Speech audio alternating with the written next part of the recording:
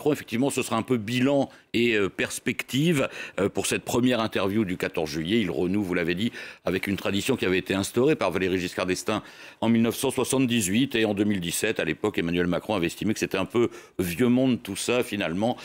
Il y revient en 2020. Alors, le bilan, ce sera donc pour expliquer, défendre les choix du gouvernement pendant cette crise sanitaire, reconnaître aussi peut-être, ce sera très attendu, des erreurs, notamment sur la gestion des masques par le gouvernement, puisque le gouvernement, ça fait partie des plaintes, d'ailleurs est accusé par certains d'avoir carrément menti aux Français en expliquant au début de l'épidémie que le masque ne servait à rien, alors qu'en fait c'était parce que le gouvernement n'avait pas suffisamment de masques. Alors peut-être dans la foulée, va-t-il annoncer, au vu des inquiétudes des scientifiques sur une reprise de l'épidémie, le port du masque obligatoire dans les lieux clos, ou peut-être laissera-t-il son Premier ministre s'en charger demain.